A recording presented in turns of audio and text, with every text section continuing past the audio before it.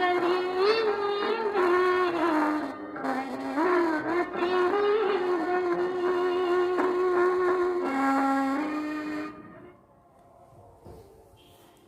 ओम शांति।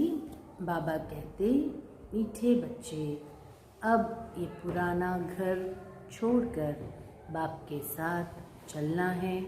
इसलिए इस घर से ममत्व मिटाते जाओ, अपने को आत्मा निश्चय करो।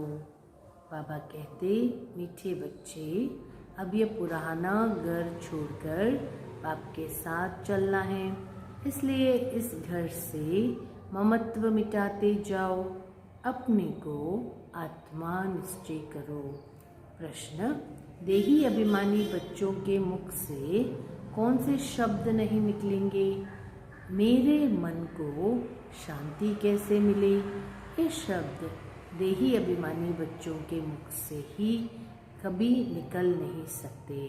देह अभिमान वाले ही ये शब्द बोलते हैं, क्योंकि उन्हें आत्मा का ज्ञान ही नहीं है।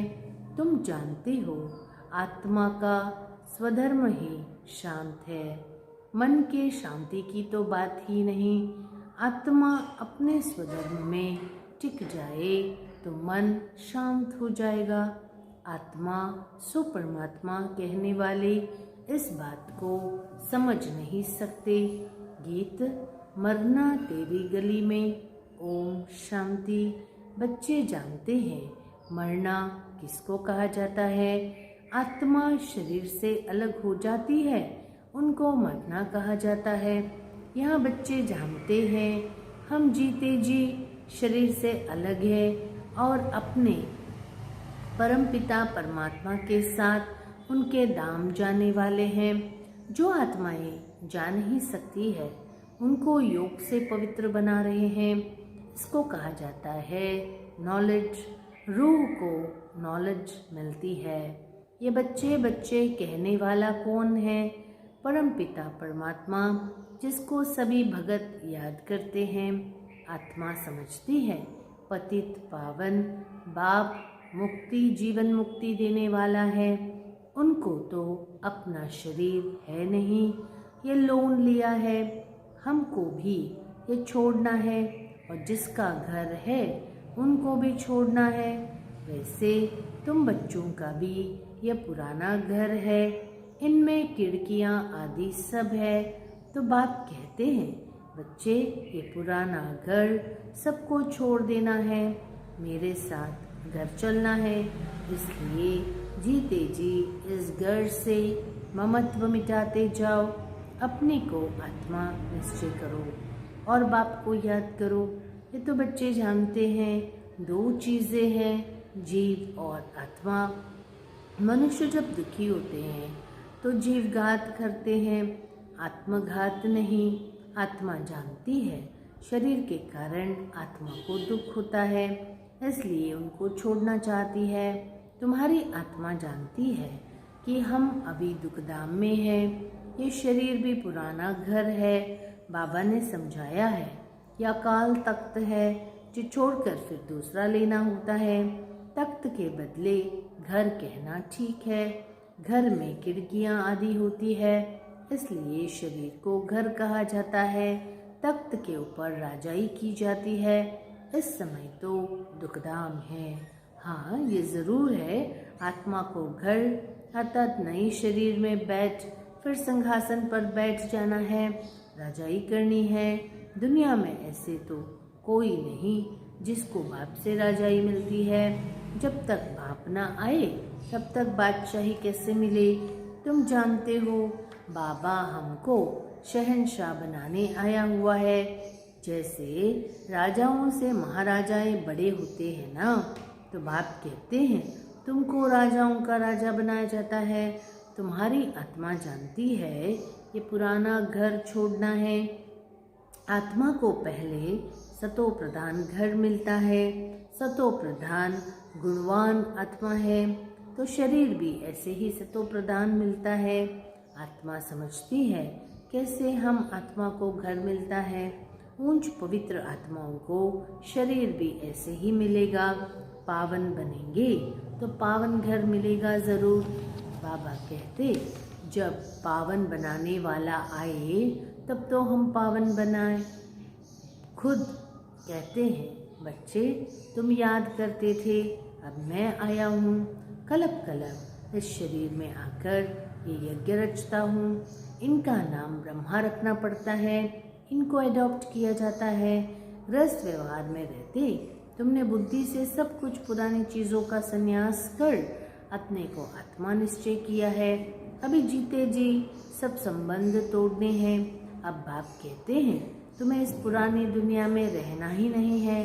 समझाया जाता है हमारी एम ऑब्जेक्ट है नर से नारायण व मनुष्य से देवता बनने का, व स्वर्ग की बादशाही पाना। यह भी समझाया है कि मनुष्य सृष्टि एक ही है जो चक्र लगाती है। इनको झाड़ भी कहते हैं। बढ़ के झाड़ से बेंट की जाती है। उनकी आयु बहुत बड़ी होती है। ये झाड़ जब नया है तब हम देवताएं ही रहते हैं, अभी तो पुराना हो गया है, इसमें सब गरीब है। ये झाड़ जब नया है तब हम देवताएं ही रहते हैं, अभी तो पुराना हो गया है, इसमें सब गरीब है, पाई पैसे का व्यापार करते हैं। अभी तुम बच्चे ज्ञान रत्नों का व्यापार करते हो, बाप से रतन ले फिर औरों को देते हो। अब तुम्हारी श्रेष्ठ हीरे जैसी बुद्धि बनती है। तुम्हारा व्यापारी है ज्ञान रत्नों का। ज्ञान रत्नों के बाद फिर वो रतन भी तुमको अताह मिलते हैं। गाया हुआ भी है सागर हीरे जौहरों की थाली ले तुम्हारे आगे बेंच रखते हैं। तुम अब पढ़ाई और पढ़ाने वालों को जान गए हो। बरोबर हमारा परम पिता परमात्मा ज्ञान रत्नों का सागर है, जिसको रूप बसंत भी कहा जाता है। तो बाबा कहते आत्मा ज्ञान रत्नों का मुख से वर्णन करती है। तुम्हारा धंधा ही ये है। तुम अमृत वेले उठिए ज्ञान रत्नों का धंधा करो, प्रभात अच्छी होती है। कहते हैं राम नाम सिमर प्रभात मोरे मन। यह आत्माओं ने कहा न, मन बुद्धि आत्मा में है।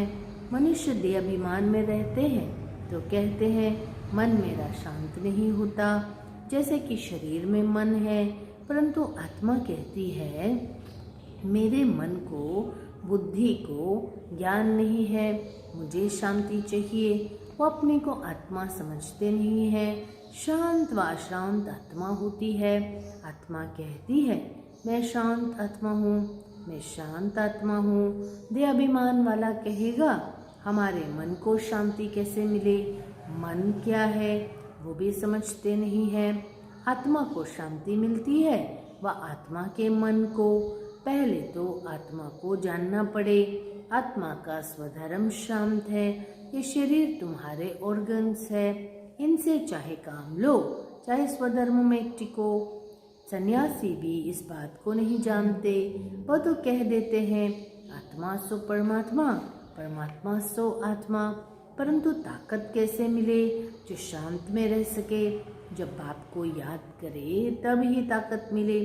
सिर्फ शांति से भी कोई फायदा नहीं। वो समझते हैं हम आत्मा सो परमात्मा, हम आत्मा परमात्मा के लोक में चली जाएगी, और कुछ भी नहीं जानते। पुनर्जन्म को ही भूल जाते हैं, 84 जन्मों को भी भूल जाते हैं। बाप समुख समझाते हैं तुम समझते हो अभी हमें बाप के गले का हार बनना है। हम असुल उस बाप के गले का हार थे। अब नाटक पूरा होता है। नाटक में एक्टर खेलते भी रहते हैं और टाइम भी देखते रहते हैं। अभी नाटक पूरा होता है, बाकी इतना टाइम है। पूरा टाइम पूरा हुआ, सब एक्टर आकर खड़े हो जाते हैं, फिर ड्रेस बदली कर घर चले जाते हैं। ओ बहू तुम्हारा भी ऐसा ही पाठ है। बाप आया है लेने के लिए, ये प्रश्न ही नहीं उठता आत्माएं वहाँ होगी व नहीं। हमारा काम है वर्षा लेना, ज़रूर आत्माएं होंगी, तब तो आती रहती है, वृद्धि को पाती रहती है। अभी भी आत्मा रहती है ना, तब तो बर्थ कंट्रोल आदि करते हैं। आत्माओं को वहाँ से स्टेज पर आना ही है। ऐसे बर्थ कंट्रोल क्या करेंगे, जो कुछ बची कुची आत्माएं हैं सब आएंगी। इसलिए तो वृद्धि होती रहती है, वृद्धि होनी ही है। यह तुम बच्चों को पता है। जो कुछ पिछाड़ी वाले रहे हुए होंगे वो आते जाएंगे।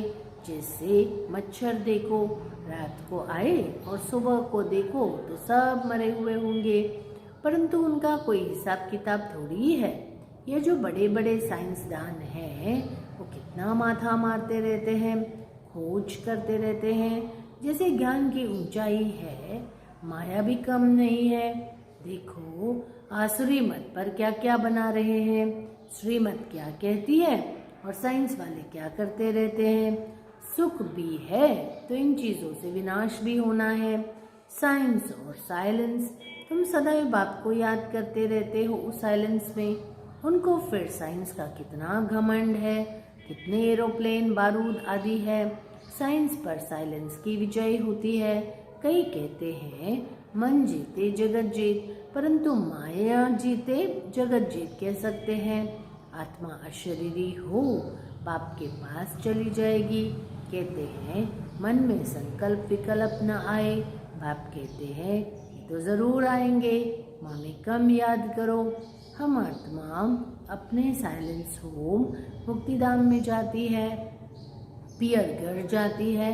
बुद्धि में यही रहता है बाबा आया है, हमको ले जाएंगे। गाइड बाबा ही है। कहते हैं मेरे लाडले बच्चे, मैं तुमको साथ ले जाऊंगा। कोई ने भी घर का रास्ता नहीं देखा है। अगर एक ने देखा हो तो बहुत देख ले, तो जाना भी सीख ले। बाबा कहते हैं यहाँ से मनुष्य तंग होकर कहते हैं जाए। सतयुग में ऐसे थोड़ी कहेंगे, सुखदाम को ही सब याद करते हैं। बाप कहते हैं मैं सबको ले जाऊंगा, मच्छरों के सदृश। पर सिर्फ कह देते हैं बौद्ध की आत्मा निर्वाण धाम गई। अगर वो चला गया तो बाकी सब उनकी इतनी वंशावली कैसे आ जाएगी? कोई जा नहीं सकते। मैं तो जा सकता हूँ ना, मैं आता ही हूँ ले जाने के लिए।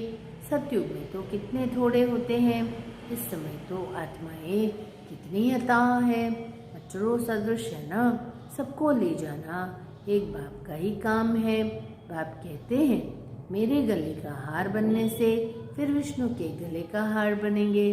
गिरेंगे भी पहले, वो पुजारी बनते हैं, तब रावण के गले का हार बनते हैं। आखिर ये हालत हो जाती है। तुम जानते हो हम आधा कल्प सुख में और आधा कल्प दुख में रहते हैं। रावण के गले का हार पहले पहले देवी देवता धर्म वाले बनते हैं, फिर और धर्म वाले आएंगे, यह भी रावण के गले का हार बनेंगे। अंत में सभी रावण के गले का हार बन जाते हैं। ये ड्रामा का खेल ऐसा बना हुआ है जो सिवाय बाप के और कोई समझा न सके। पॉइंट्स तो बहुत मिलती है ना समझाने के लिए। नेटशल में कहा जाता है एक बाप को याद करो, पति दुनिया को किससे पावन बनाते हैं और फिर गले का हार पहले पहले कौन बनते हैं, यह बुद्धि में रहना चाहिए। बरोबर हम असूल में अपने बाप के गले की माला है, फिर बाबा हमको सूर्यवंशी चंद्रवंशी बनाते हैं, फिर रावण का राज्य होता है। यह सृष्टि का चक्र कैसे फिरता है तुम जानते हो। नंबर 1, स्कूल में सब सब्जेक्ट में 100 मार्क्स तो कोई नहीं लेते। हाँ, कोई एक सब्जेक्ट में 100 मार्क्स मिल सकती है, इसमें भी मार्क्स है। दैवी गुण धारण करना कितनी बड़ी सब्जेक्ट है। सारे चक्र का राज भी समझाना है। कोई में गुण कम है, मुरली अच्छी चलाते हैं, नंबरवार तो होते ही है ना।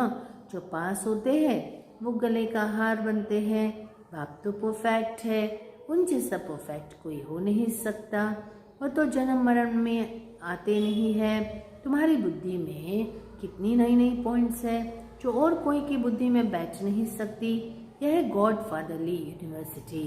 भगवान वाच, मैं राजयोग सिखलाता हूँ, समझ में आता है। भारत कितना अमीर था, अभी गरीब है। प्राचीन भारत बड़ा साहूकार था, उनको पैराडाइज कहते हैं। घर में कोई अच्छे कुल के होते हैं, गरीब बन जाते हैं तो उन पर तरस पड़ता है। कहेंगे बेचारा कितना गिर गया, अब फिर उनको चढ़ाने की कोशिश करते हैं। क्रिश्चियन लोगों ने भारत के बहुत पैसे लिए हैं, उस धन से खुद साहूकार बने हैं। भारत गरीब हो गया तो फिर मदद भी देंगे ना, लोन के हिसाब से मदद देते हैं। तुम जानते हो क्या हिसाब किताब है? कोई अच्छे हैं तो समझते हैं ये सब लेन देन का हिसाब खत्म होता है, परंतु प्रेरक कौन है ये कोई नहीं समझते। इन बातों को अभी तुम समझते हो। भारत रिलीजियस था तो कितनी माइट्स थी, सारे विश्व के मालिक थे। पहला धर्म देवी देवता है जो बाप स्थापन करते हैं। अब सबसे गिरा हुआ है तो ज़रूर उनको मदद करेंगे। जब लड़ाई शुरू होगी तो खुद लड़ते भी रहेंगे, मदद भी करते रहेंगे। अब भी देखो देते रहते हैं, नहीं तो भारत भूख मर जाए, परंतु कभी ऐसा हुआ नहीं है। कैलेमिटीज भी आती रहेगी, लड़ाई तब लगेगी जब पढ़ाई पूरी हो जाए। अभी तो पढ़ाई चल रही है ना, बाबा को पढ़ाना है। ब्रह्मा द्वारा आदि सनातन देवी देवता धर्म की स्थापना हो रही है। अच्छा, मीठे मीठे सिक्की लदे बच्चों प्रति माता पिता बाप दादा का याद प्यार और गुड मॉर्निंग। रूहानी बाप की रूहानी बच्चों को नमस्ते, रूहानी बच्चों की रूहानी बाप को नमस्ते। धारणा के लिए के साथ अभी ज्ञान रत्नों का धंधा करना है। रूप बसंत बन पढ़ाई पढ़नी और पढ़ानी है। बाप के साथ वापस घर जाना है, इसलिए पवित्र बनना है। अशरीरी बन बाप की याद में रहकर साइलेंस बल से साइंस पर विजय पानी है। वरदान सदा उमंग उत्साह के पंखों द्वारा उड़ने और उड़ाने वाले मजबूत और अथक भव। वरदान सदा उमंग उत्साह के पंखों द्वारा उड़ने और उड़ाने वाले मजबूत और अथक भव। आप आत्माएं अनेक आत्माओं को उड़ाने के निमित्त हो, इसलिए उमंग उत्साह के पंख मजबूत हो। सदा इसी स्मृति में रहो कि हम ब्राह्मण विश्व कल्याण के जवाबदार है, तो आलस्य और अलबेलापन स्वतः समाप्त हो जाएगा। कभी भी थकेंगे नहीं।